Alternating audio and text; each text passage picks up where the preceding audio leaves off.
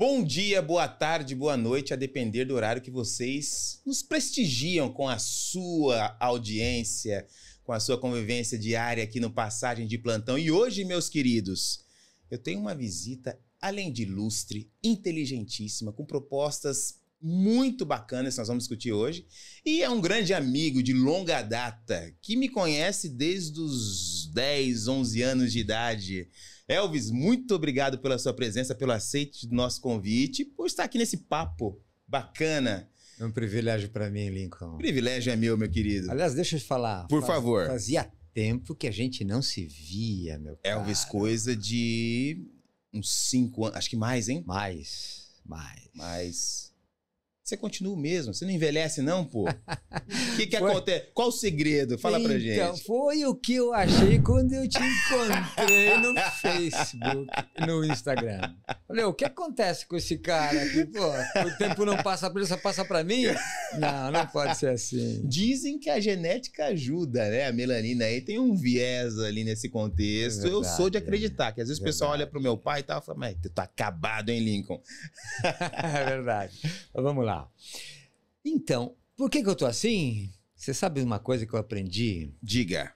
Desde cedo, nós devemos viver à luz das nossas crenças, do nosso conhecimento. Importante e forte isso, hein? As nossas emoções influenciam positivamente ou negativamente na nossa saúde, inclusive nas nossas células.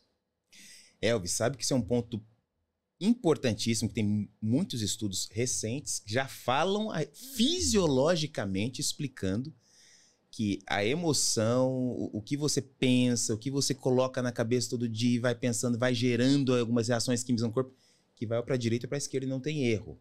Já tem estudos que comprovam isso e acho que você é a pessoa que pode falar um pouco mais intrinsecamente dessa questão.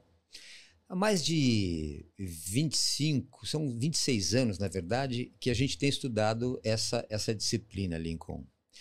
E a gente tem visto na prática, inclusive na prática clínica, muitas pessoas recuperando, recondicionando a sua saúde através da mudança do estilo de vida, mas também mudando a sua percepção de si próprio, do que ele é, do quanto ele vale. E esse pensamento é tão transformador que a gente consegue treinar as nossas células cerebrais. Os nossos neurônios são treinados para desempenhar algumas tarefas, chamamos isso de neuroplasticidade. E esse treinamento ou essa orientação que nós damos para os nossos neurônios, eles vão ajudar as outras células do corpo, inclusive produção hormonal, para que o corpo trabalhe em equilíbrio, que chamamos de homeostase fisiológica. E como que a gente chega nesse estado aí, meu querido? A gente já começou o papo pesado aqui, minha nossa senhora. Já começamos bem, né, Lincoln? Vamos lá. Existe um pensador contemporâneo, pós-moderno, ou quase pós-moderno, o nome dele é Leon Festinger, um comunicador, um pensador. E ele diz o seguinte, ele é dono, ou ele desenvolveu a teoria da dissonância cognitiva. Dissonância cognitiva.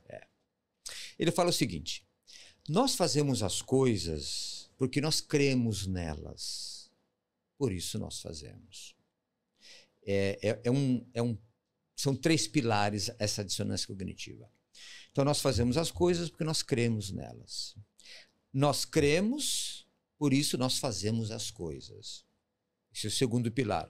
Parece ter uma redundância, mas é o retorno do fato de eu crer e fazer. E o terceiro pilar, o terceiro princípio que é determinante, ele fala o seguinte, se eu não faço as coisas que eu creio e não creio nas coisas que eu faço, eu vou ter um dano, um prejuízo emocional. Faz sentido. Então, mas na prática? Na prática, vamos lá.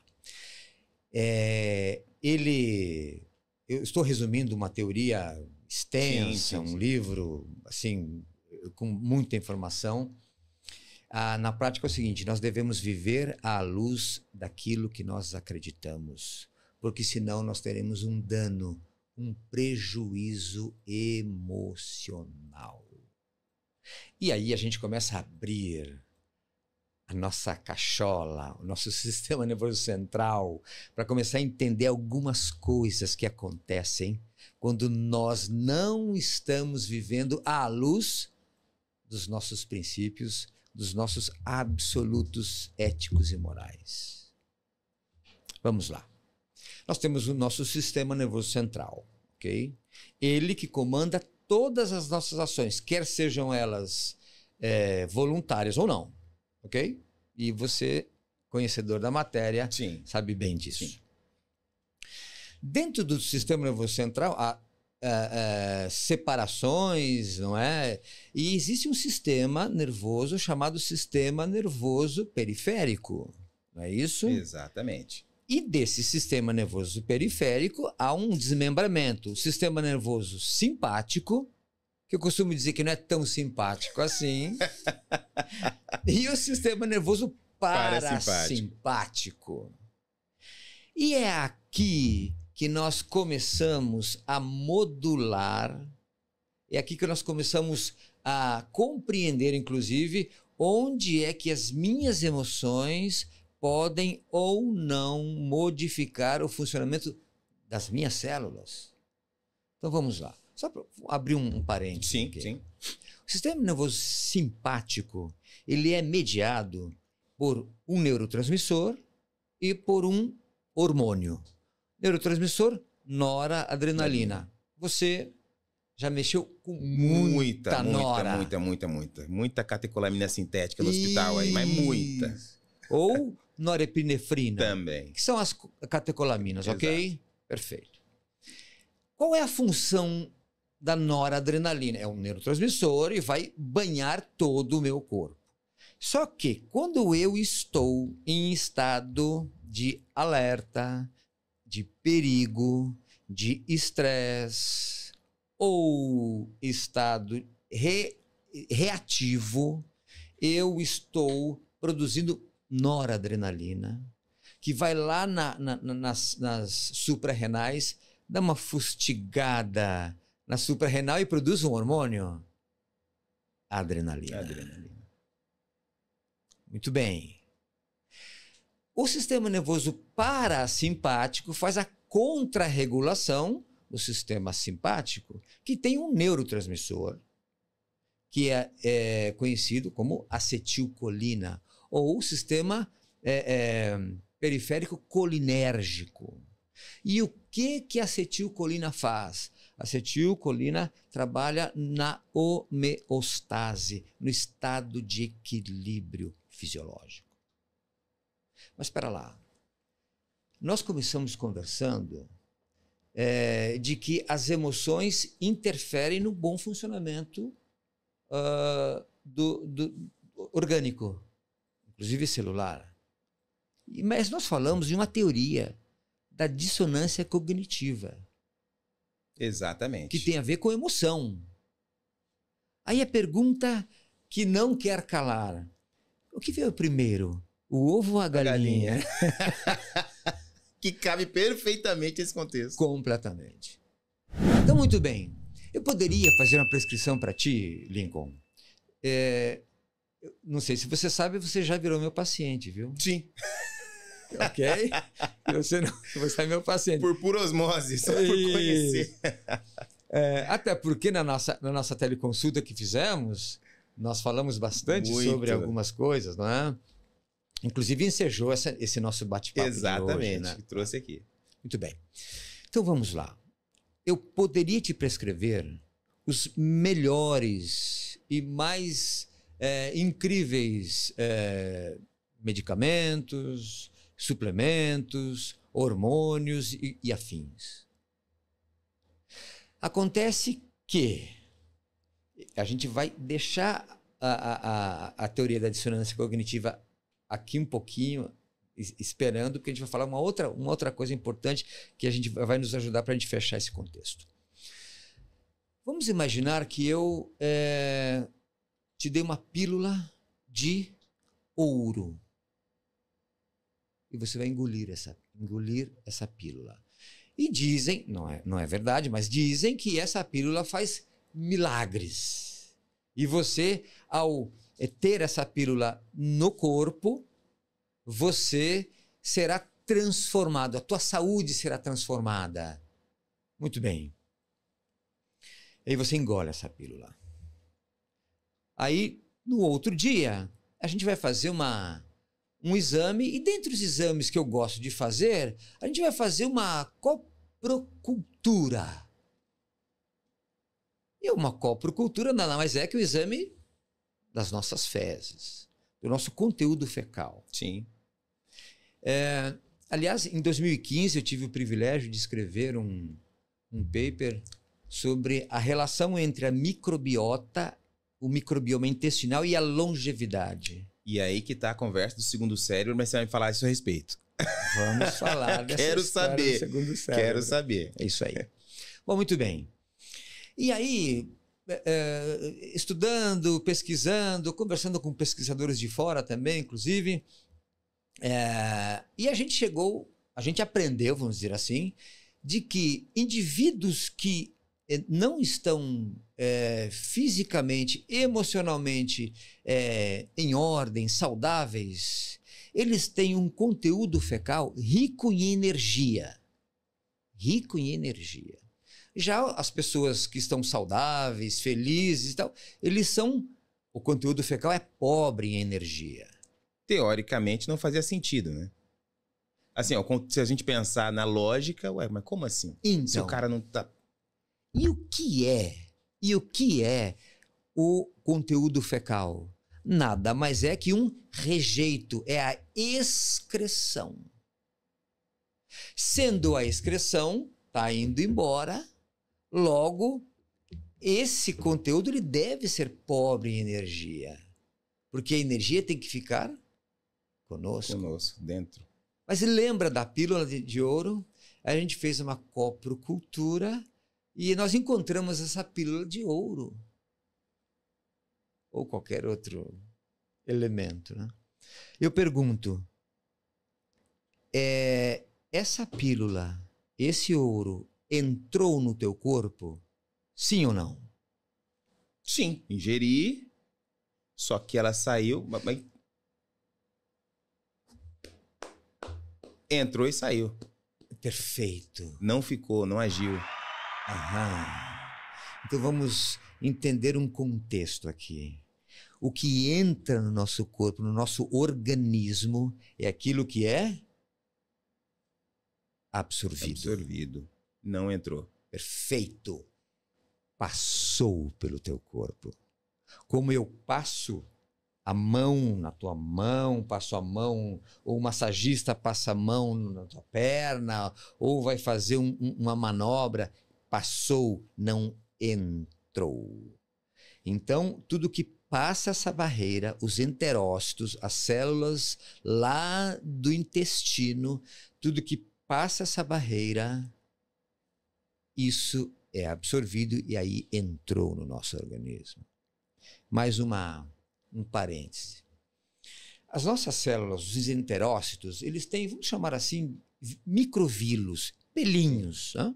São mais ou menos assim, né? Se nós pegarmos, você tem 1 metro e quanto?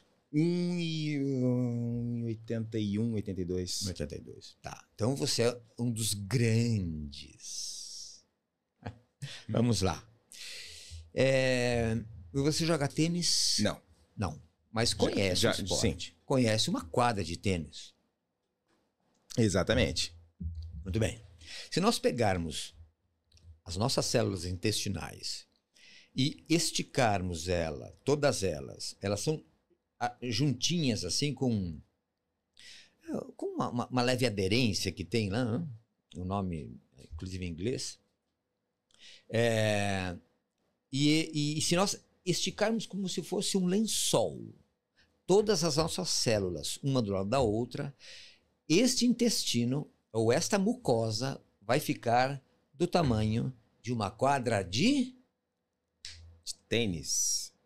Eu sabia que você sabia. Você já implantou antes.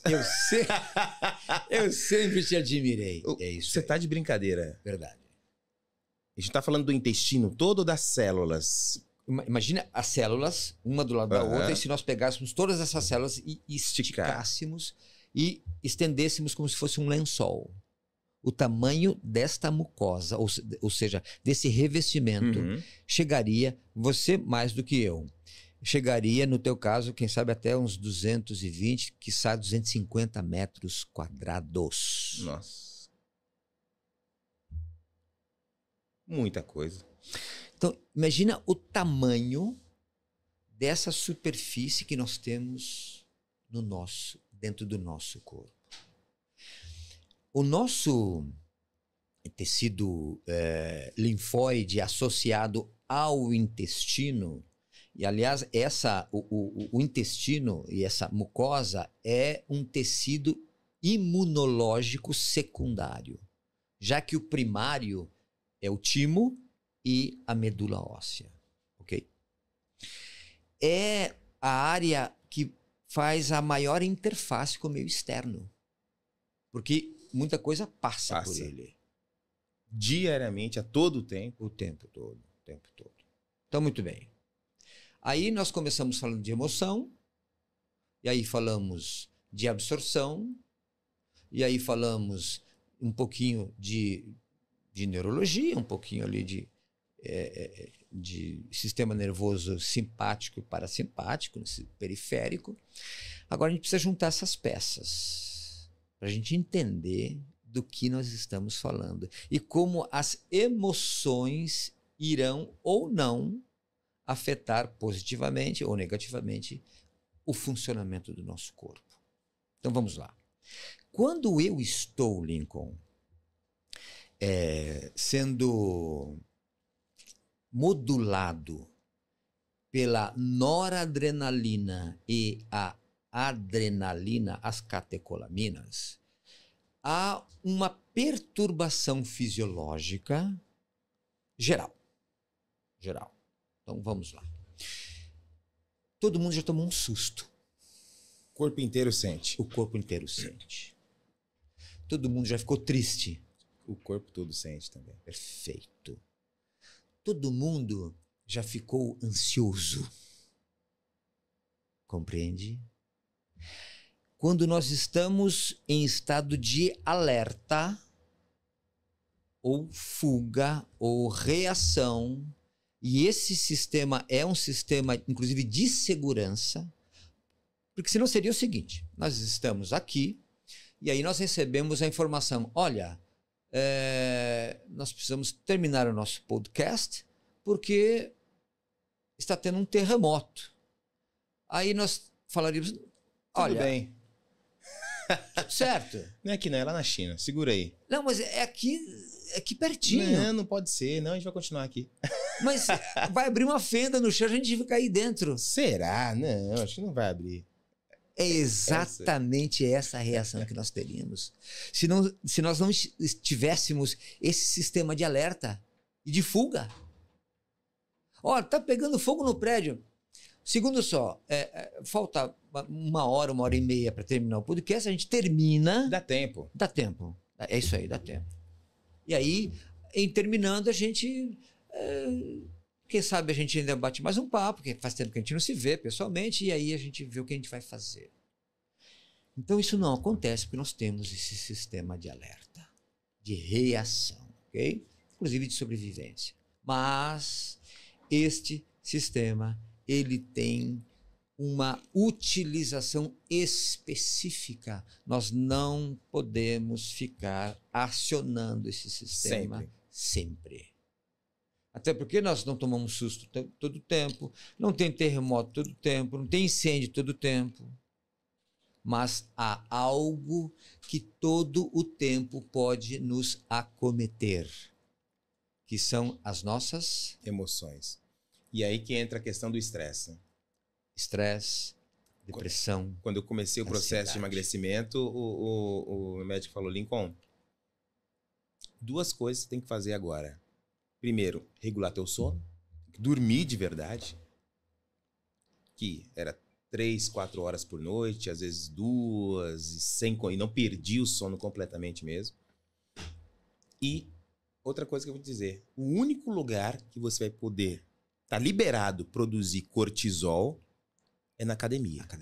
Fora da academia você está proibido de produzir cortisol. Muito bem. Que é o bendito estresse. Vamos lá. Nós podemos medir o estresse de forma direta, o cortisol, ok? Perfeito. Não só o cortisol, a gente vai medir com homocisteína e outros parâmetros, mas perfeito. O cortisol é o hormônio do estresse, ok? Muito bem. Você falou em sono. E eu quero abrir mais uma caixinha. Pode abrir do sono. Hoje é o dia das revelações aqui, por favor. Vamos lá. Quando nós vamos dormir, nós entramos dentro do nosso metabolismo, numa parte desse metabolismo que chamamos de anabolismo, que vem de anabolizar, que é uma organização fisiológica onde nós reunimos a energia que está alocada em alguns outros tecidos, vamos dizer assim, alguns outros grupos celulares, para que os nossos músculos e o nosso fígado tenham reservas para que nós possamos trabalhar no outro dia, quando estivermos acordados, trabalhando para fazer o processo de catabolismo. Catabolismo é usar a energia. Anabolismo é reunir, ajuntar energia. Quem veio primeiro, o ovo ou a galinha? O que é mais importante? Ou o que vem primeiro? Dormir e depois viver, trabalhar? Ou viver, trabalhar, se divertir e depois dormir? E aí, professor? O que vem primeiro é o dormir. É o dormir. É o dormir. Se nós pudéssemos elencar aqui qual é o maior benefício que eu preciso ter de imediato, por isso que o teu healer falou, você precisa? Dormir. Organizar seu sono. Dormir. Quando eu durmo, inicialmente eu tenho um processo inflamatório, quando eu estou organizando fisiologicamente o meu organismo, mas eu tenho um outro processo que é longo, anti-inflamatório. E é por isso que eu preciso dormir adequadamente. Ok? Então, se eu quero ter boa performance, bom desempenho cerebral, físico, emocional, eu preciso dormir. Mas o alimento não é bom? O alimento é excelente. Mas lembra da pílula de ouro? Sim. Não adianta passar, tem que entrar. É isso aí. Agora vamos lá. Por que nós falamos sobre a pílula de ouro? Se eu estou em estado de alerta, se eu estou entristecido, se eu estou estressado ou qualquer coisa que o valha, e eu estou acionando o meu sistema nervoso simpático, lembra que eu falei? Sim. Sistema nervoso simpático. O sistema nervoso simpático ele não é tão simpático assim, né? Noradrenalina e adrenalina. Vamos entender o que acontece, só para você ter uma ideia, com o nosso intestino. Na verdade, o corpo inteiro é acometido desse mal. Mas vamos lá. O nosso intestino. Nós temos um movimento intestinal chamado peristalse, ou peristaltismo. Nós temos válvulas ao longo do intestino. Quando eu estou sendo mediado por este neurotransmissor e este hormônio, há uma queda brusca e abrupta nos movimentos peristálticos no meu intestino. É por isso que tem aquela velha frase, não passou nem vento. Não passou nem vento. Parou tudo. Um dos problemas é exatamente isso.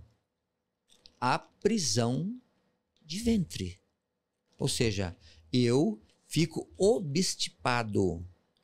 Lembrando que aquela mucosa que, se estendida, pode chegar a mais de 200 metros quadrados, ela é permeável, por isso que é absorvido. Logo, se eu tenho um rejeito lá parado, eu posso estar absorvendo? Tudo que não presta ali. É isso aí, professor. Sensacional. Elvis, isso hoje tá uma aula de fisiologia, fisiopatologia, que eu tô me sentindo aqui lendo Guyton. Guyton tá falando comigo. Isso tá escrito no Guyton, inclusive. Isso, exatamente, eu sei, pô. Sofri demais na anatomia e fisiologia. Mas isso é muito interessante, que essas questões correlacionadas com o estilo de vida que todo mundo está passando hoje, por exemplo, uma informação que para mim até dias atrás era algo que a gente tinha ideia de que tinha acontecido algo desse tipo, mas se você olhar a década de 40, 50, meados da década de 60, você não ouvia falar em obesidade. Uhum. Não tinha gente não tinha gente gorda assim, que você não tinha. Foi justamente no final da década, você pode corroborar essa informação, com certeza tem conteúdos que podem falar a respeito, mas final da década de 60 que descobriram o xarope de milho, né?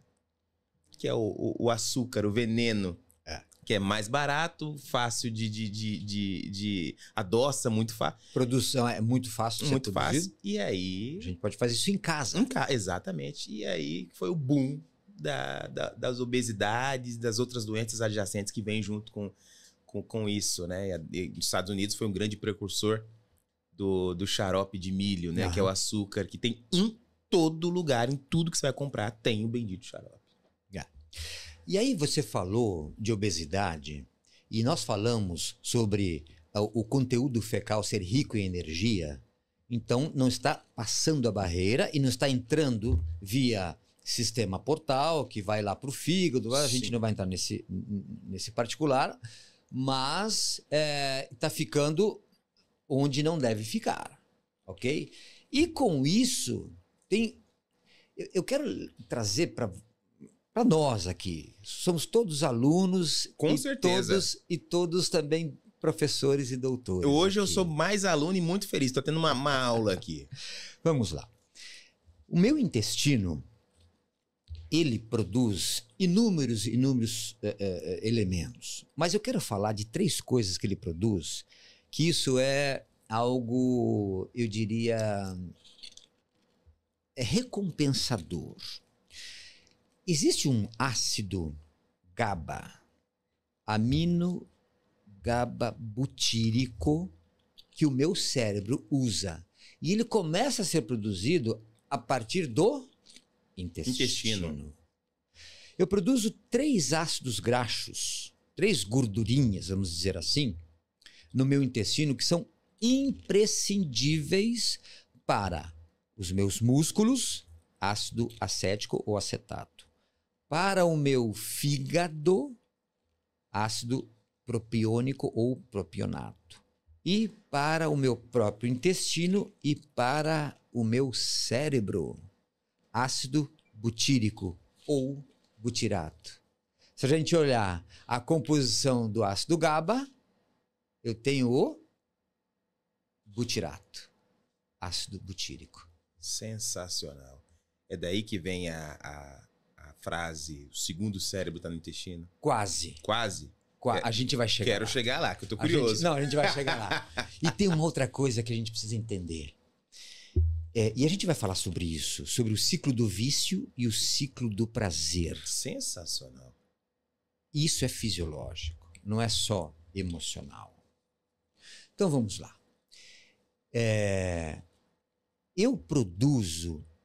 o meu corpo produz inúmeros neurotransmissores e também hormônios. E um chamado serotonina, que é o neurotransmissor, mas também tem papel de hormônio. 10% da serotonina eu produzo no meu... No cérebro? 10%. 10%. Agora, vamos tentar adivinhar aqui.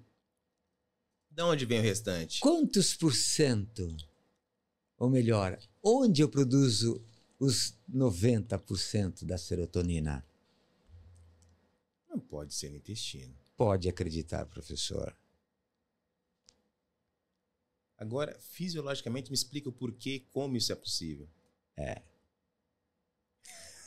A serotonina, ela é o hormônio, o neurotransmissor, que tem o papel de regular as nossas emoções, inclusive, deixá-la...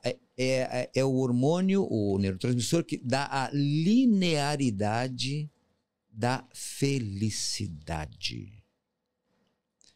Por que nós falamos tanto daquilo, agora a gente vai fechar para entender o porquê que Leon Festinger tinha e tem razão quando ele fala que quando eu não vivo à luz, isso é interpretação minha, tá?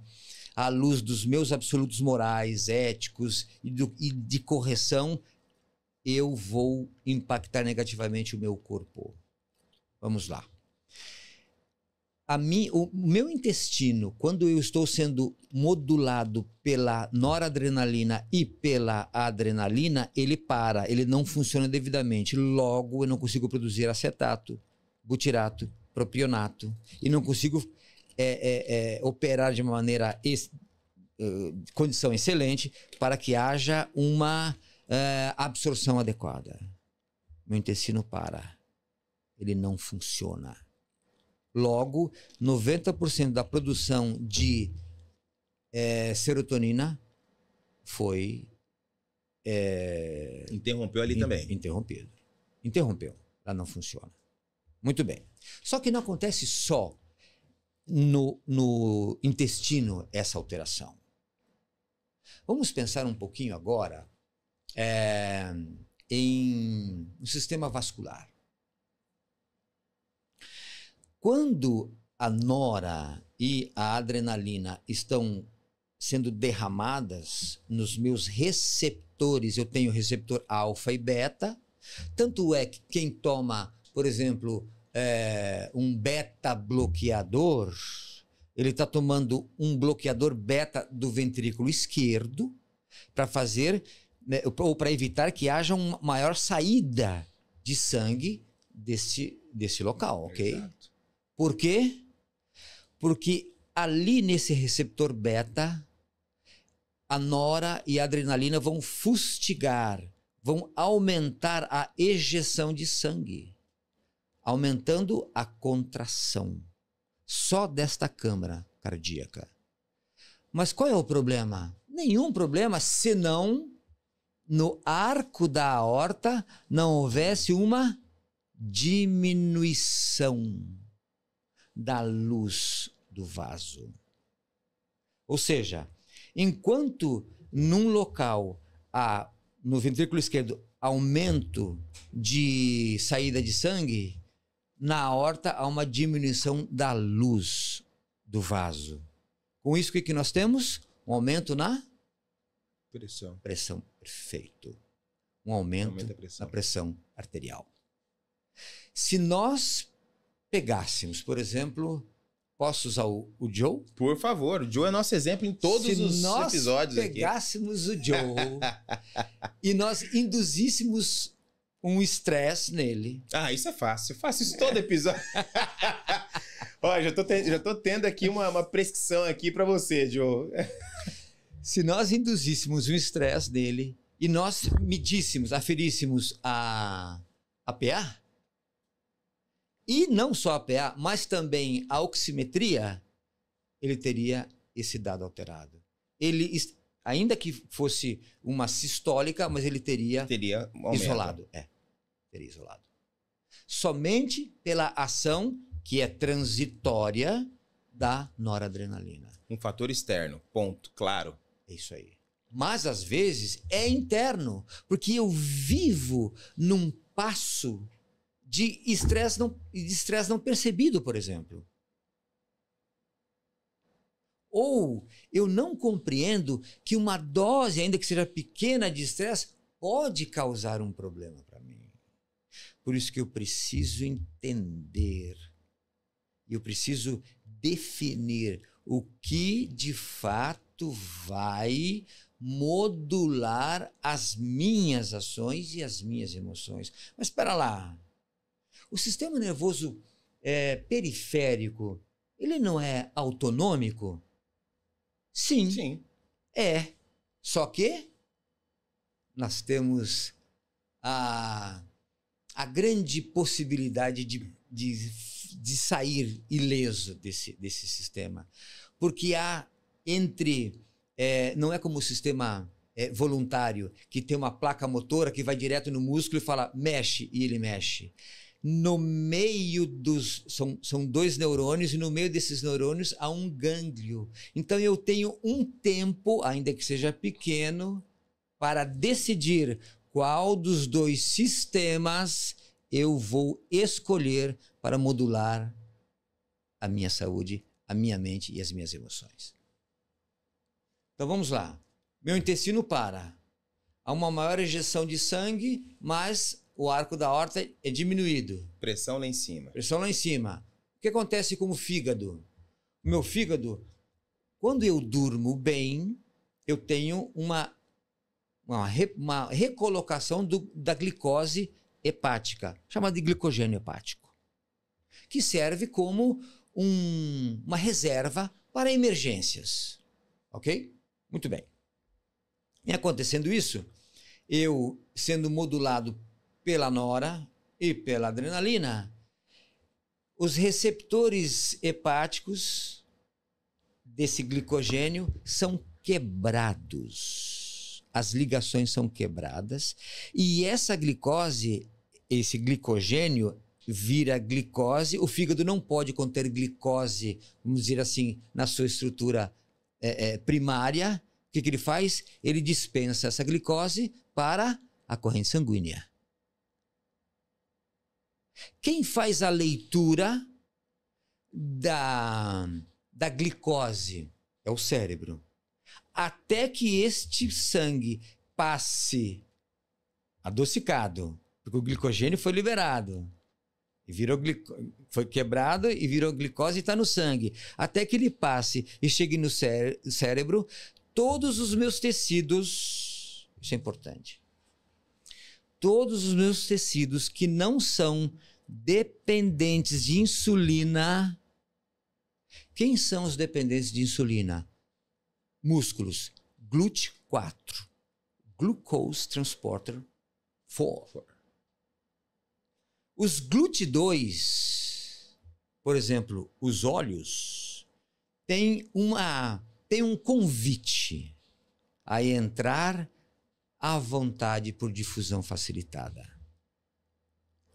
É aí que tem a questão da evolução da diabetes, que começa a afetar a visão dos diabéticos de longa data, sem controle. Perfeito. Todavia, não só isso, pessoas que estão nesse status de alguma desordem ou transtorno emocional podem correr o mesmo risco. Independente de ter a diabetes instalada ou não. Por quê? Porque o indivíduo fica hiperglicêmico todos os dias por determinado tempo. Por conta do fator externo, estresse, ansiedade, medo, sei lá, que pode causar. É isso aí. Meu pai. Joe, é isso. Parei de te incomodar, viu? Todos os episódios agora serão maravilhosos, tranquilos, calmos, sem estresse. Parei. Vamos colocar uma cadeira de massagem aqui, o Joe vai tocar o processo aqui, na cadeirinha de massagem. Eu não quero ser responsável por isso. Professor, vamos lá. Agora uma coisa interessante que você citou atrás, que eu acho que cabe agora, é a questão do vício e do prazer. Muito bem. Eu tô lendo um livro bem interessante que se chama Nação Dopamina.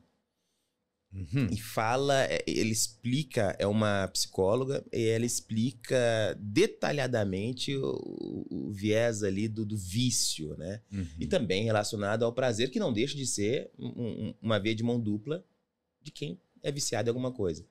E é bem interessante como ela coloca isso, mas passando do ponto de vista psicológico, etc. Agora, fisiologicamente falando, Vamos lá. nos dê essa aula agora, essa facilidade de entendimento aqui dessa questão. Vamos lá. Que eu acho que é o mal do século, né? Sim, é um dos grandes males. Perfeito. Vamos lá. Vamos definir o que é vício e o que é prazer. Ok?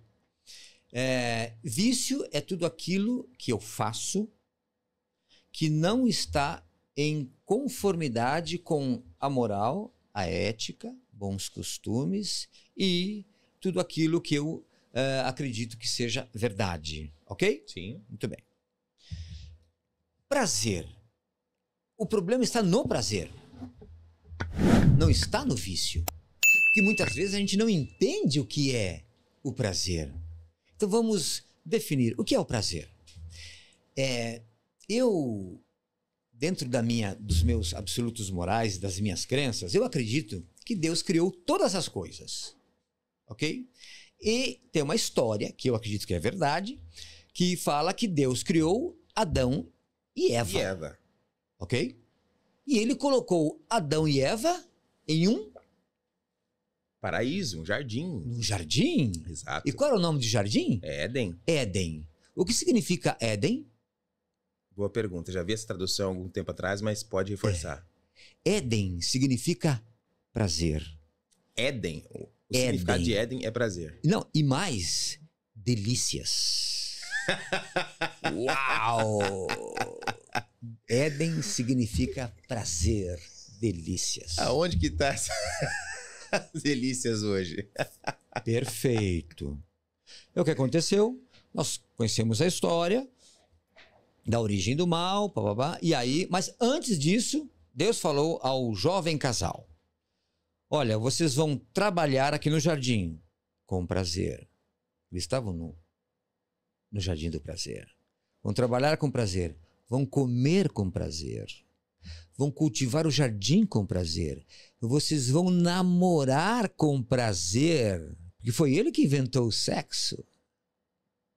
Vocês vão ter filhos com prazer. Tudo que vocês fizerem aqui, vocês farão com prazer. Ok? Isso é prazer.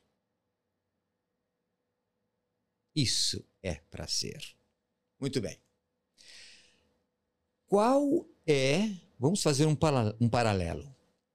Quais são os hormônios, os neurotransmissores que compõem ou que conduzem ao vício e ao prazer? Você falou em dopamina. Sim. Quando eu faço algo que não está em conformidade com os princípios gerais, quando eu, por exemplo, eu tenho um vício de jogo. Não tenho, mas vamos imaginar que eu tenho um vício de jogo.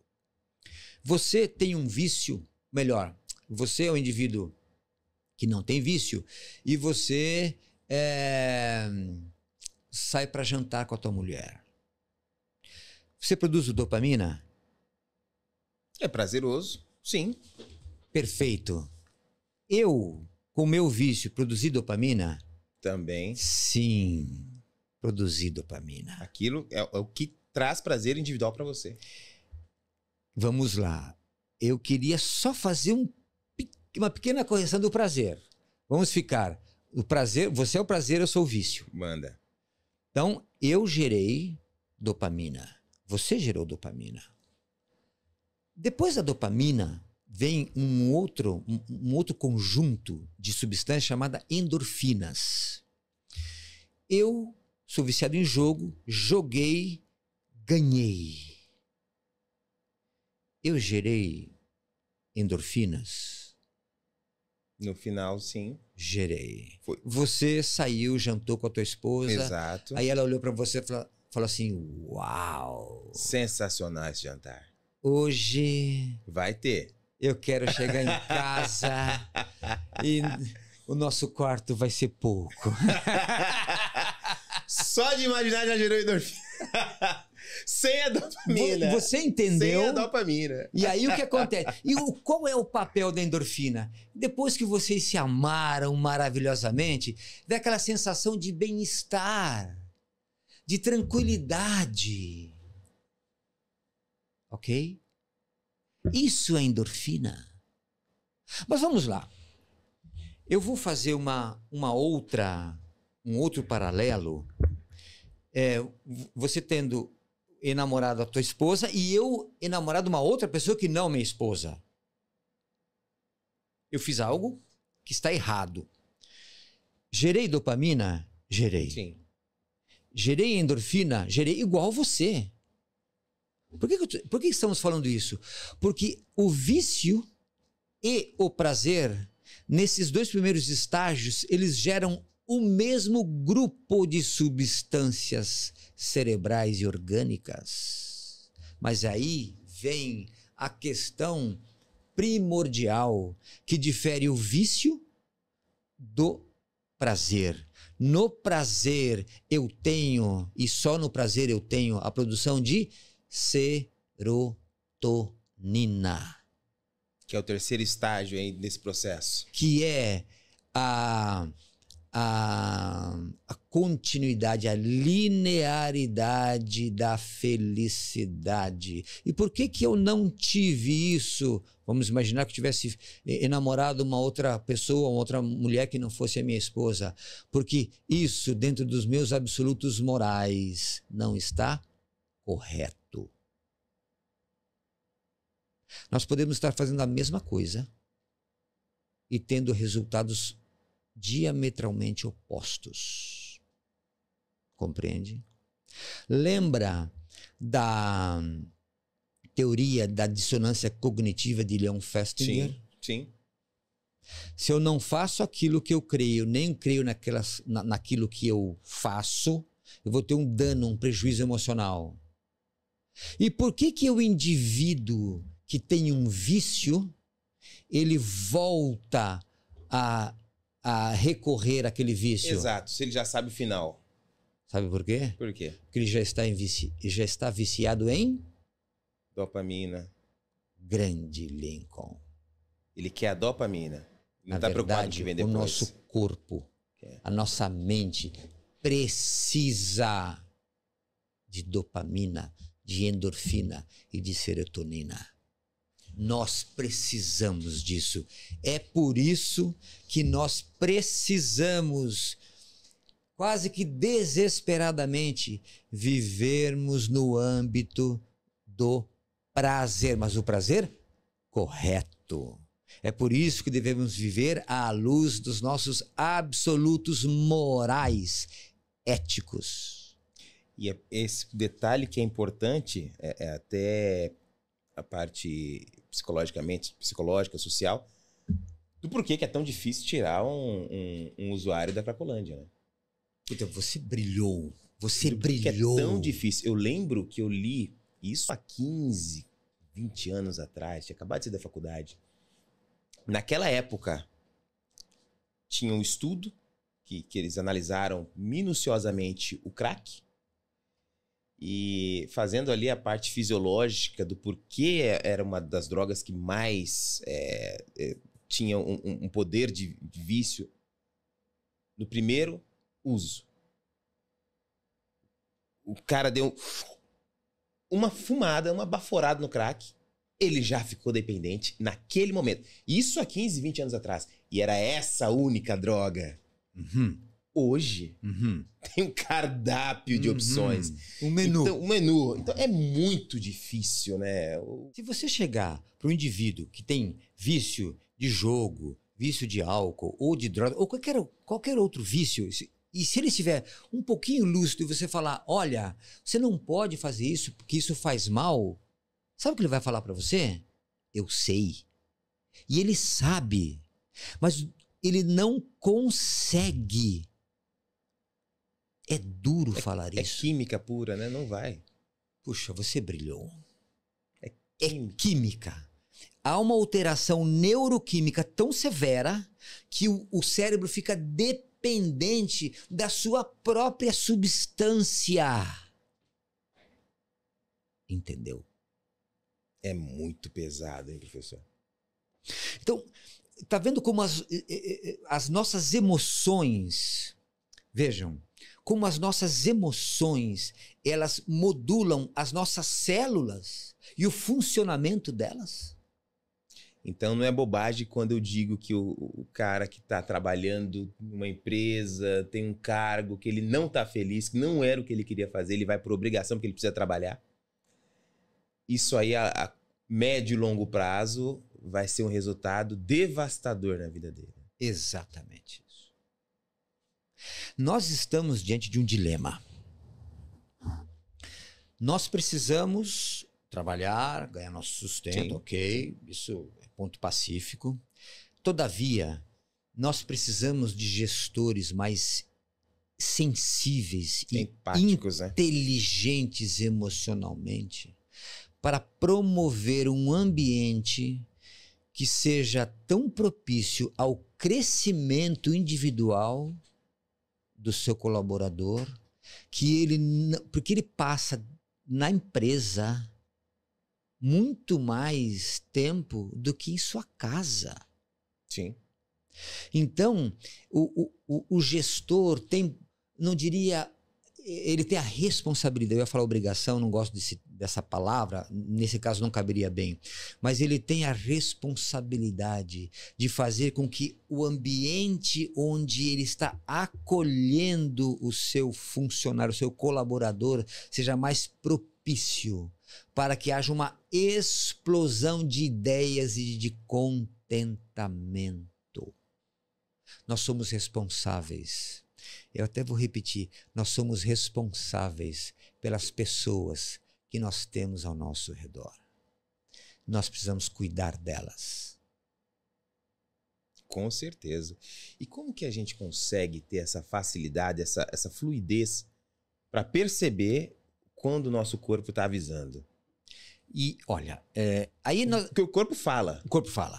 A gente só precisa entender. É isso aí. Muito bem. Um dos sinais e sintomas mais clássicos do estresse, ansiedade, depressão, raiva, tristeza, furor, é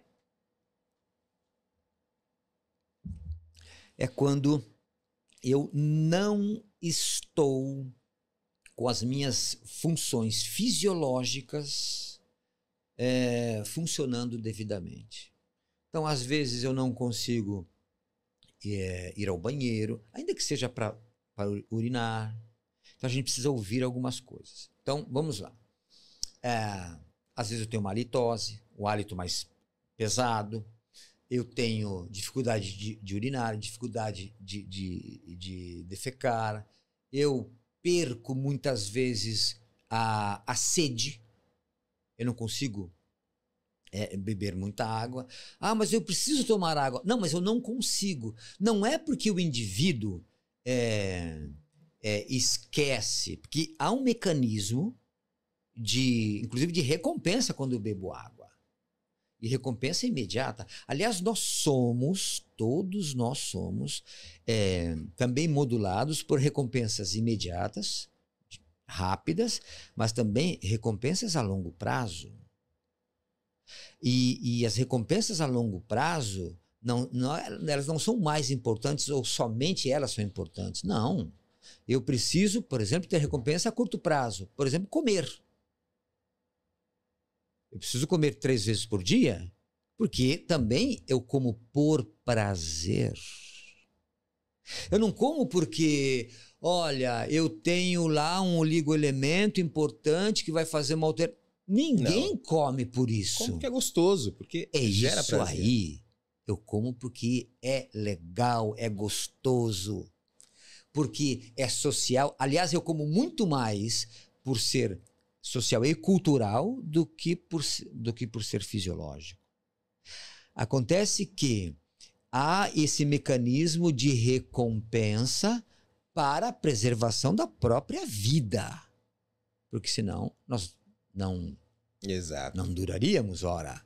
E é por isso que a gente come mais vezes, 3 vezes por dia, saciando essa recompensa imediata. Mas vamos lá. O nosso corpo, ele começa a dar alguns sinais, além desses que eu falei. Por exemplo, tem uma atividade que eu acho incrível e que eu acho que todos podem e devem fazer. Se nós tivéssemos uma maca aqui, adivinha quem eu colocaria? O Joe. Muito bem. Muito bem. É um exercício muito simples. Você deita, barriga para cima, e aí você fecha os olhos, coloca a tua mão sobre o abdômen e começa a contar as ventilações, a tua respiração. Expande o abdômen e murcha o abdômen. Expansão e retração. Expansão e retração. Faça isso por 30 respirações. E aí vocês vão perceber o resultado. Sentiu que não está bem, que está estressado. Ah, mas eu estou no carro, no trânsito. Encosta o carro. Fecha os olhos. Coloca a mão sobre o abdômen. Expanda o abdômen e retrai o abdômen 30 vezes. Expande e retrai. E vocês vão perceber algo incrível que acontece. Primeira coisa, há uma diminuição da frequência cardíaca. O que sobe a frequência cardíaca, que nós falamos no início da nossa conversa? Noradrenalina e adrenalina. O que eu estou fazendo? Eu estou trazendo para o meu corpo, eu estou mudando a mediação de nora para acetilcolina. Com esse simples exercício. Simples. São 30 respirações. Ah, mas pode ser que eu não consiga fazer isso ou no final dos 30 não teve um resultado que eu esperava. Sim, é possível que sim. Mas nós precisamos começar. Ter insights, ter método simples e imediato para começar a resolver essas questões que são de alerta, que são de reação. E, infelizmente, hoje, nós estamos vivendo muito nesse âmbito, nesse status. Muito mais no status da doença do que da saúde. Nós escrevemos um livro, eu escrevi um livro, e nós começamos o livro dizendo assim, muitos nos perguntam, qual o melhor procedimento a adotar para preservar a saúde? Começamos assim. Por que as pessoas envelhecem de modo diferente? Nós não podemos ficar tranquilos sob a luz do conhecimento da saúde enquanto outros sofrem à sombra da doença. Envelhecer é um processo dinâmico que pode ser acelerado ou abrandado, mas em muitos aspectos até mesmo revertido. Isso está nas nossas mãos. Nós podemos fazer isso. Envelhecimento e longevidade. Ninguém mandou tocar essa bola. Ninguém mandou tocar essa bola. Por que lá na Ásia a gente consegue ver com tanta facilidade idosos, e eu nem falo 60 a mais, eu falo 80, 90, 100, plantando arroz no quintal de casa ainda, subindo aquelas ruas ali de paralelepípedo, daquelas... não é nem bairros, né? Ela tem outro nome, que eu... aldeia, alguma coisa assim do tipo. Vilas, etc. Assim, e numa boa. Se me colocar pra subir aquilo ali, vai ser uma vez só. Pra descer, tia, me leva. E a gente vem pra cá, pro Ocidente, e começa a ver que o negócio é totalmente diferente. É claro, alimentação, cultura, estilo de vida, ponto. A gente sabe que isso é um fator predominante de como vai ser você estar daqui 20 anos, daqui 30 anos. Mas com tanta tecnologia, com tanto acesso à saúde, que hoje a gente tem acesso à informação que não se tinha 10, 15, 20 anos atrás. Ainda assim, a gente vê jovens idosos ali, 60, 70 anos, mas ruinzinho, que olha, você fala, meu pai. Vamos lá. A gente muda um pouquinho ali a região e já vê um outro cenário. O que nós observamos hoje no modus vivendi, vamos pensar aqui no Ocidente. Indivíduos que trabalham ao longo da sua vida e depois que eles terminaram a sua jornada de trabalho, vão se aposentar, o que eles vão fazer? Eles vão gastar tudo aquilo que eles reuniram ao longo dos anos, ou seja, todo o seu patrimônio vai ser dilapidado em cuidando da sua saúde, da sua doença. Que não é mais saúde nesse ponto, né? Compreende? Já deixou de ter. E você citou um ponto importantíssimo, Lincoln. Você falou sobre a tecnologia. E onde a tecnologia está nos ajudando? Os processos tecnológicos estão mantendo os indivíduos por mais tempo vivos. Todavia, com mais saúde ou menos saúde? Essa é a questão. Essa é a questão. Perfeito. Os indivíduos estão vivendo mais, mas não significa que eles estão, de fato, com mais saúde em si mesmos. Nós temos tecnologia de procedimentos, de exames, de fármacos. Tudo curativo, né? Mas não significa que, de fato, eles estão gozando de melhor saúde por causa melhor desses procedimentos. Vamos lá. Você citou um ponto que é primordial. Você falou, a gente olha aqueles senhores subindo uma ladeira assim, eu não conseguiria subir, se eu subo, na hora de descer, alguém me... Exatamente isso. O exercício físico, especialmente exercícios dos membros inferiores, pernas, são preponderantes para que nós tenhamos maior vida. Não só pelo fato de termos pernas fortes para o equilíbrio, não cairmos ou coisas do gênero, mas pelo montante de músculos que nós temos nas pernas, e aí a gente, quando anda ou subindo ou descendo, enfim, nós usamos outros grupos musculares que são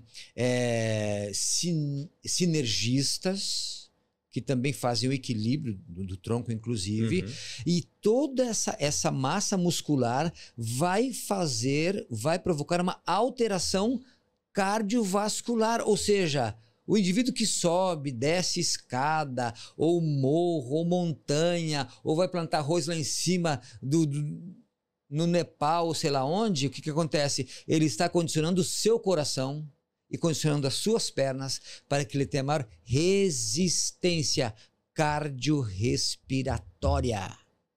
E já é sabido que tem uma correlação com o Alzheimer, né? Sem dúvida, sem dúvida. O Alzheimer, ele tem um componente ambiental que equivale a 50% da doença. E fala que é isso? Isso é estudo mostrando isso já? Sem dúvida. E não isso é novo. Isso é informação. Para mim é uma informação nova, não fazia ideia. Não é novo. Aliás, eu queria dizer uma coisa para você. Você precisa ser parabenizado pela tua iniciativa em trazer, não da minha parte, mas no teu podcast, porque você traz informação factível, de fato, que o indivíduo vai poder usar essa informação imediatamente para melhorar o seu status, a sua vida, ou recondicionar a sua saúde, ok? Então, muito bem.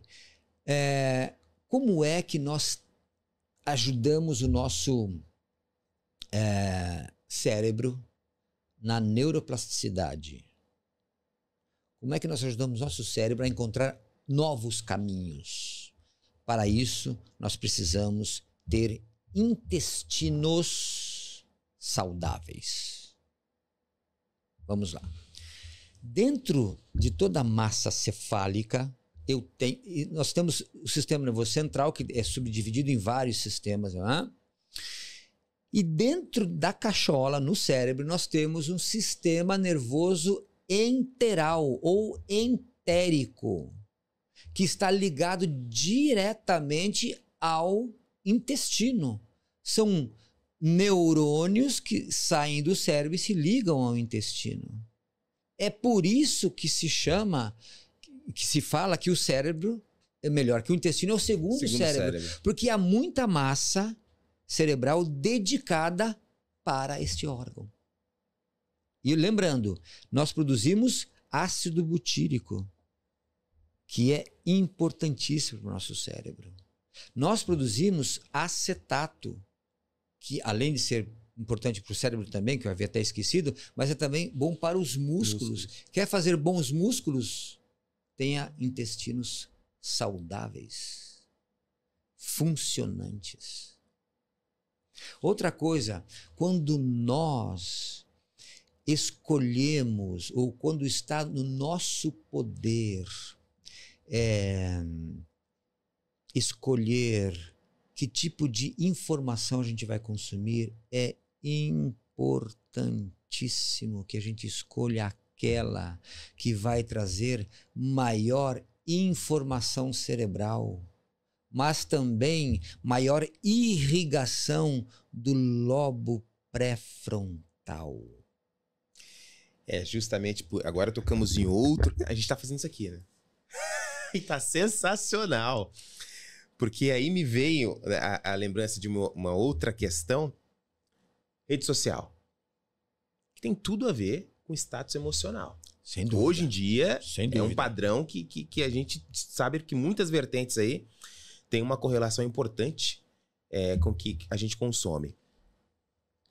Na China, o algoritmo do TikTok não aparece dancinha, não aparece gente rebolando, não aparece funk, não aparece... Aparece Olimpíadas de tecnologia, discussão de matemática, falas de empreendedorismo. É isso que tem no algoritmo do TikTok na China. Às 7 horas ou 8, se eu não me engano, essa informação não é nova. Eu li recentemente em um dos livros que eu terminei a leitura, que era O Poder da China. Isso lá em 2018. A China já instituiu para as empresas ali da região de jogos de celular para crianças e adolescentes. Às 8 horas da noite, todos os dias, vocês vão cortar. Criança nenhuma mais joga nenhum joguinho às 8 horas da noite. E lá, como a obediência ao Estado é imposta. É muito, né? Assim, acabou, não tem. Ou seja, enquanto nossas crianças hoje estão vendo dancinha, estão vendo essas questões que nada agrega, nada traz de positivo, nada traz de evolutivo, as crianças lá estão aprendendo como dominar o mundo. Né? Isso em 2018. Então a gente sai desse aspecto, desse aspecto somente falando da parte social, mental, a gente consegue ampliar uma coisa simples que tu acabou de falar. O que consome? O que você está consumindo?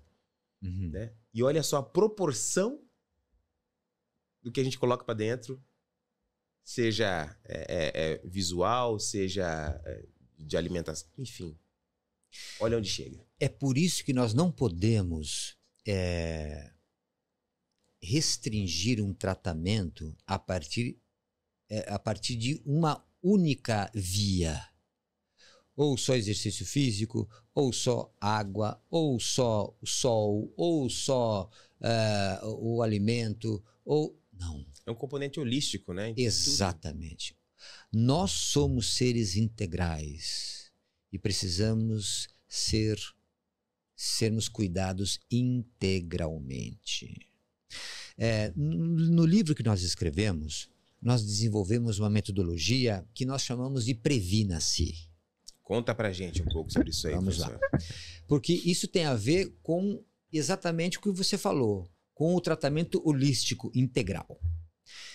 E com o nome Previna-se, nós fizemos um acróstico, sendo que P significa prudência, domínio próprio, o R, repouso adequado, o E, espiritualidade, o V, vida social, que é importantíssimo, Fundamental. o I, integridade, N, natureza, o A, alimento nutritivo, o S, sol e o E, exercício físico. Um conjunto de situações aí que vão levar para um resultado. Exato.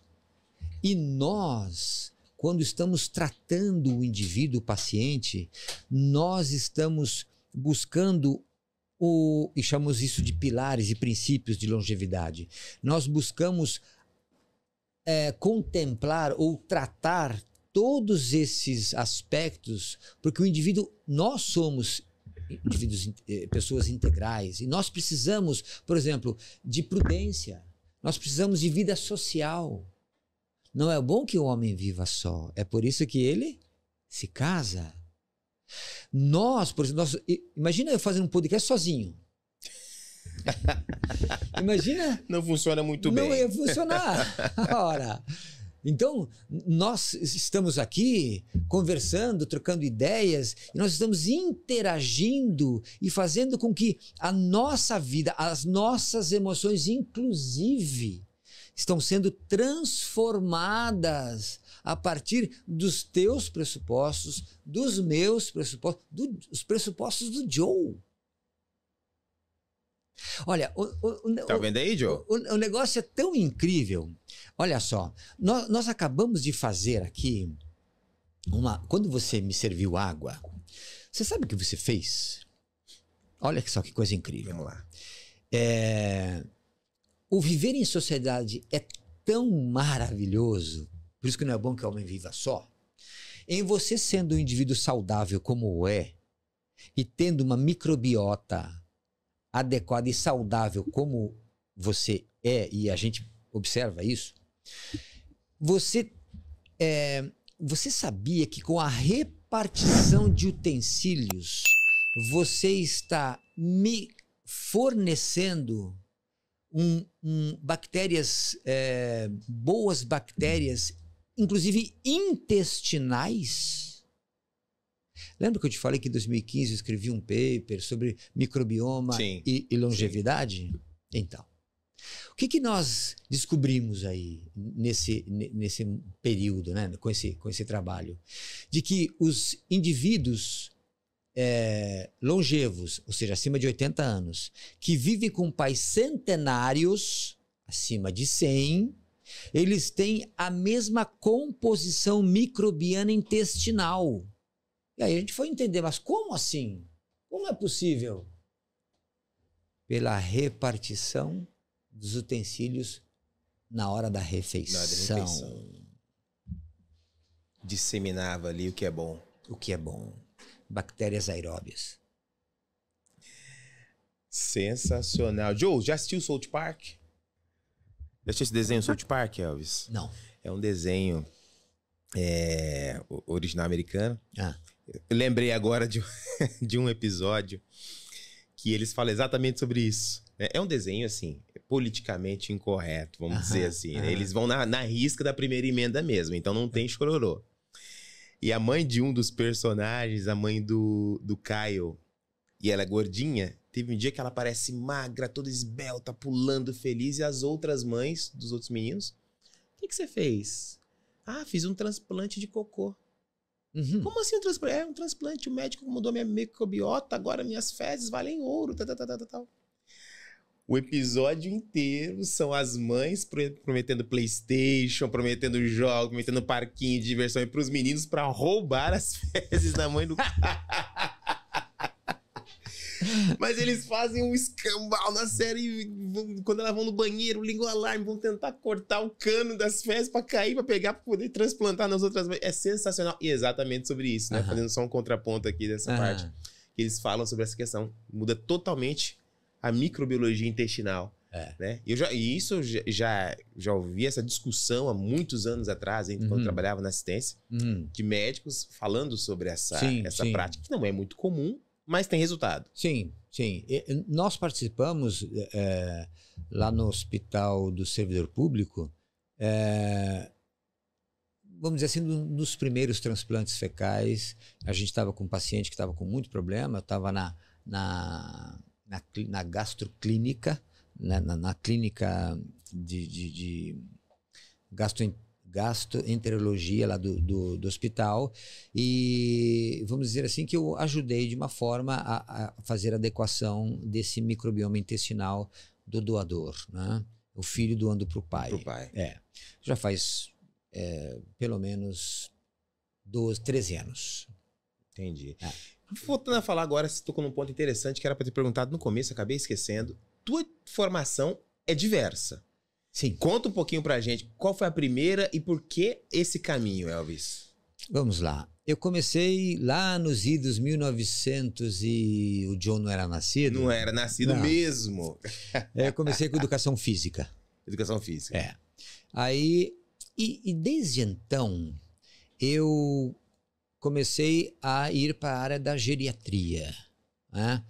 A gerontologia ainda não estava muito disseminada e eu, nos idos de 1980, 86 para ser mais exato, eu fui, e aí estudei, enfim, e aí fui para a área da geriatria. Comecei com crianças, trabalhando com crianças, mas sempre gostei de idosos. E eu percebi, aí depois fui fazer as minhas especializações na área, e aí fui estudar comunicação social. Estudei comunicação social e depois fui estudar nutrição. Depois fui estudar gerontologia e fazer as especializações na área.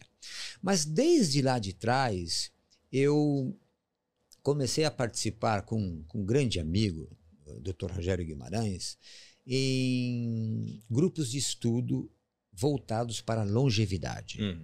Começou com anti-aging, que inclusive o próprio Conselho Federal de Medicina proibiu esse termo, e aí medicina do envelhecimento, e aí foi para medicina da longevidade, e agora, inclusive, que é a minha especialização, de medicina do estilo de vida, que é a minha especialização, né? Que na verdade só foi mudando o nome e nós fomos por esse caminho. E aí eu percebi um problema. Quando eu estudava apenas o idoso, esse idoso chegava na minha mão já com muitos problemas de saúde e a possibilidade de intervenção ficava muito reduzida. E aí eu comecei a estudar os processos desde a senescência ou desde o processo de envelhecimento celular mais primário, que pode começar a acontecer lá pelos 30, 32, 36 anos. E com isso, a gente consegue resultados mais efetivos, porque hoje eu tenho pacientes de 21 anos, por exemplo. Então eu não cuido só do idoso quando ele já chega para mim com muitas mazelas, muitos problemas. Agora, ao longo da vida, a gente já consegue fazer intervenção para evitar que o indivíduo tenha um processo de envelhecimento acelerado. Isso acontece a despeito da idade. Sim. Eu tinha um paciente jovem, 40 anos, que ele tinha um status de idade biológica de quase 70. Tá de brincadeira. Sim. Sim. Ele já estava hipertenso, já estava dislipidêmico, ele já estava com hiperglicemia e já tinha edema de joelho. Estou falando do indivíduo de 40 anos. Aí vai ver o que ele viveu nos últimos 10. Exatamente.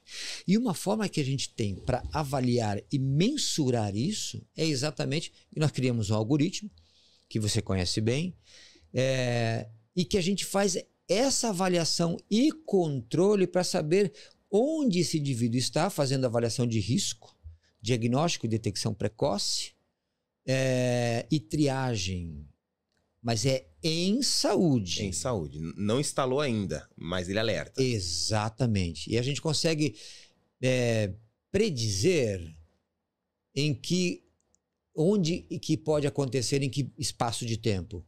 Curto, médio, longo ou longuíssimo prazo. Fazendo uma analogia agora com carro. Isso aconteceu ontem com o meu carro. Esses carros mais tecnológicos. Há uma semana atrás, ele não alarmou nada, mas apareceu ali no computador de bordo. Nível do óleo baixando. Não tem risco para o motor, mas assim que possível, pare e dá uma olhada. Minto, não foi há uma semana, tem mais tempo. Ontem, ele já acendeu a luz e falou: nível do óleo abaixo do mínimo aceitável. Pare o carro e abasteça com óleo. Coloque óleo no motor. Complete o óleo. Hoje de manhã, eu saindo para resolver as coisas, depois vim para cá. Aí ele acendeu o vermelhão. Nível do óleo baixo. Pare o veículo agora e coloque óleo. Aí ele aparece no painel o tanto que tem e o tanto que deveria ter. E o nível aceitável. Basicamente é isso que vocês fizeram. É isso. Não deu ruim o motor ainda não parou, o motor não estourou. E eu tô sabendo que vai acontecer. E quando vai acontecer. Sensacional. Com um nível de acurácia muito. Para algumas patologias, de até 94%. 94%. Que é muito alto.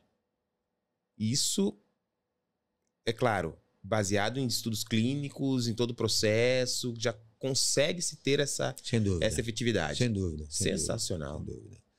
5 grandes universidades em volta do mundo já têm algo parecido com algoritmo assim. E nós, graças a Deus, temos esse algoritmo hoje, que aliás foi finalizado em 2019. Então, para gerar resultado, não precisa esperar ficar doente, né, Elvis? Não. Muito pelo contrário.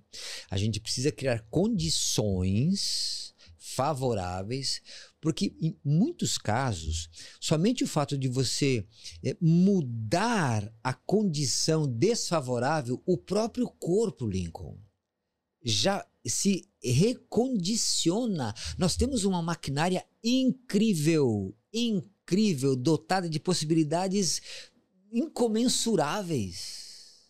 Só para a gente ter uma ideia, a nossa célula, dentro da nossa célula, há aparelhos celulares ali, as tais organelas, suficientes para manter essa célula saudável e viva ainda num ambiente, vamos chamar assim, num ambiente hostil.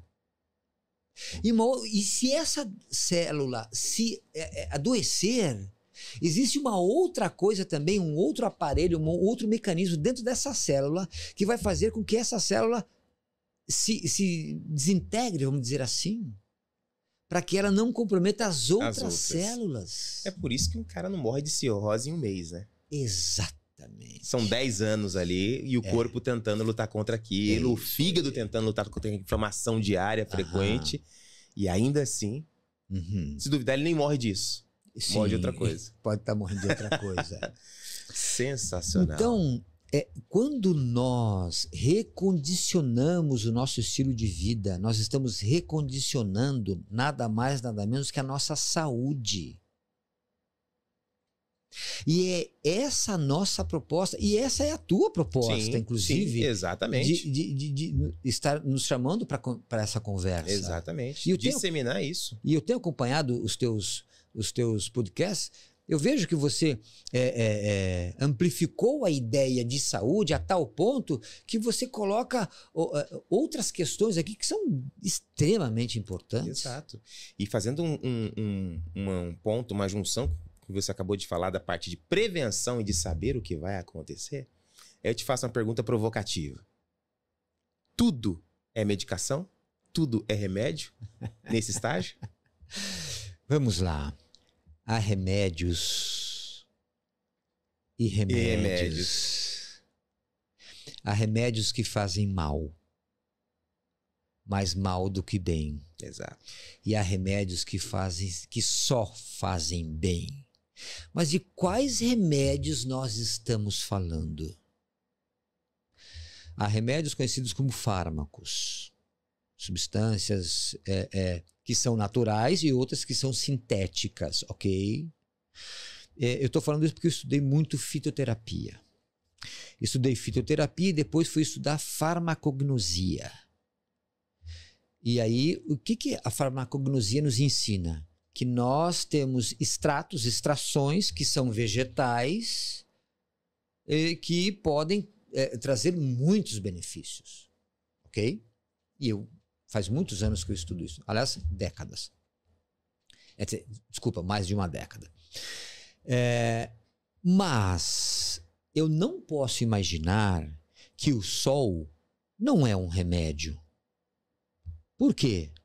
Quando eu tomo sol, eu estou transformando o raio ultravioleta em contato com a minha pele, com o colesterol, estou transformando isso em vitamina D.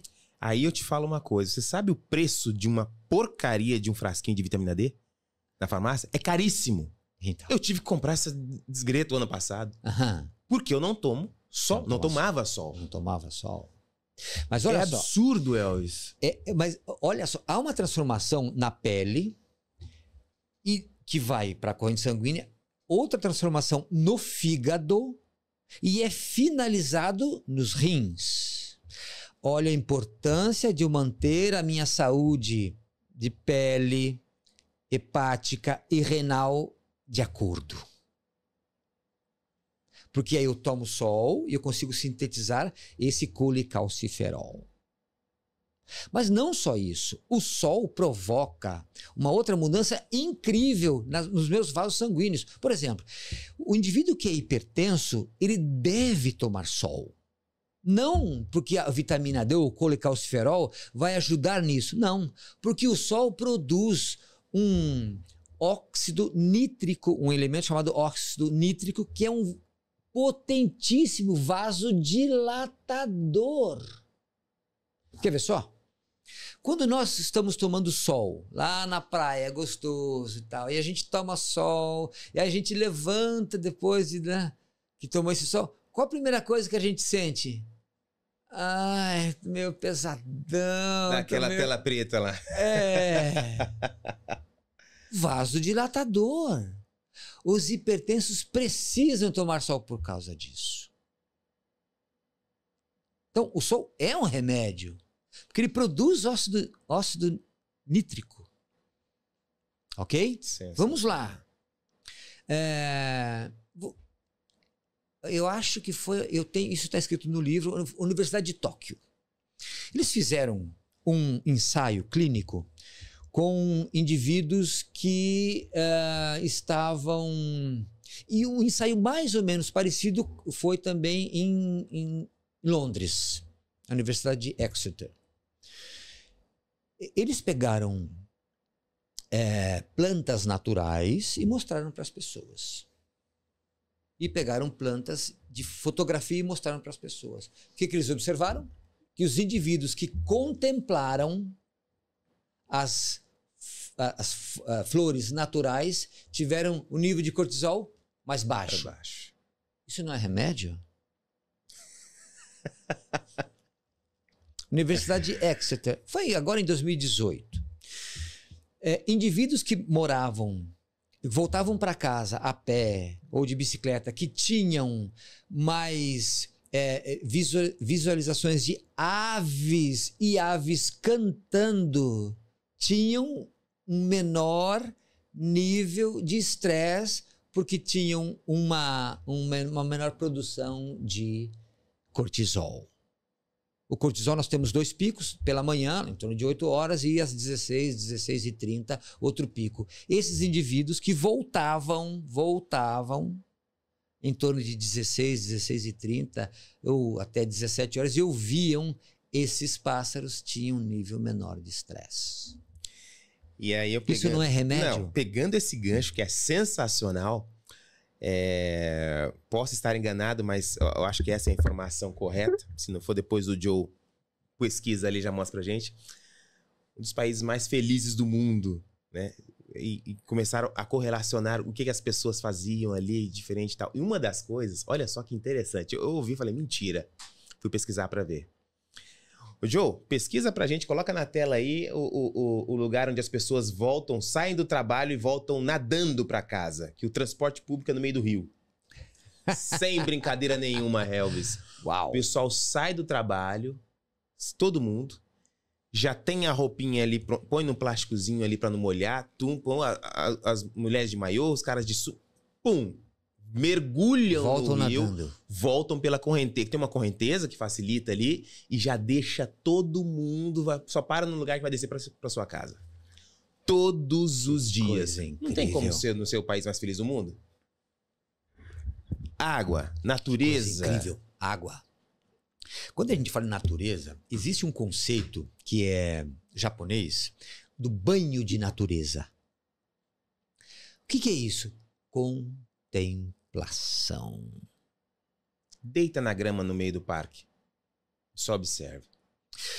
Tem um trabalho muito interessante, mas muito interessante, que clínicas de recuperação de indivíduos com transtornos emocionais e tal, o que eles fizeram nessas clínicas? Jardins, densos jardins. E uma parte da terapia qual era? Mexer na terra. Eles ficavam observando o jardim. Contemplação, Lincoln. Sensacional. E o que eles observaram? Que houve uma menor produção de cortisol, mas também uma maior produção de serotonina. Não tem como dar errado. Não tem como dar errado. Então, remédios. Nós precisamos entender quais são esses remédios. Nós precisamos desmistificar o fato de que remédio é somente medicação, quer seja natural, quer seja sintética, aquela que nós ingerimos ou se aplica. Nós precisamos aumentar essa compreensão. Remédio é muito além do que medicação. Exatamente. Remédio é tudo aquilo que eu posso lançar mão para recuperar a minha saúde. E a gente está falando de uma indústria que é poderosíssima, né? E já é sabido que muitas das medicações, tem umas delas que estudos já comprovam que elas têm 50% de eficácia. E que vende a torta e a direita, né? Infelizmente. Vamos lá. Existe uma medicação que ela sozinha, no Brasil, eu não lembro qual foi o ano, se foi em 2023 ou 2024, ela vendeu mais de 1 bilhão. Uma medicação só? Só. Qual que é, Elvis? Posso falar? Pode. Ozempic. Tá aí. Os nossos pacientes que querem, inclusive, emagrecer, eu vou dar uma dica. Eu falo para todos, quer emagrecer? Quem não come, não emagrece. Peraí, não entendi. Peraí, não. Explique isso aí. Deixa eu até me mexer aqui. Peraí. Quem não come, não emagrece? Como assim? Porque existe uma ideia de que se eu comer menos, eu vou causar um déficit calórico e aí eu vou perder peso, correto? Isso...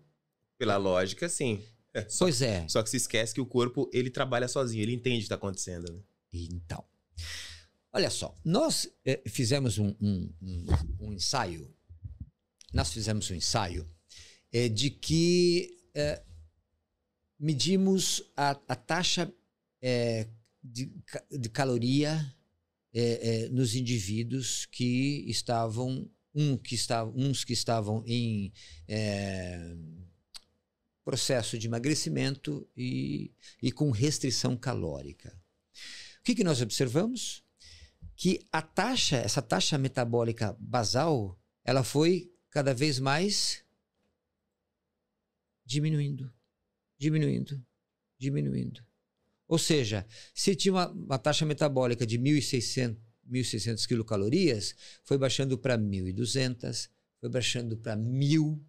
E o indivíduo achando que se eu estou comendo 1.200 calorias, significa então que eu estou perdendo peso, porque inicialmente eu vou ter um déficit de 400 quilocalorias. Não.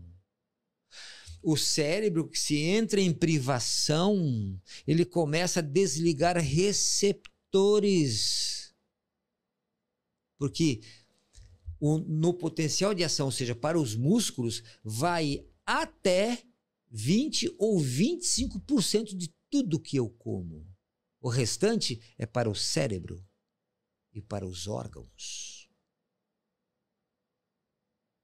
Só para vocês terem uma ideia, a fase encefálica da digestão já começa.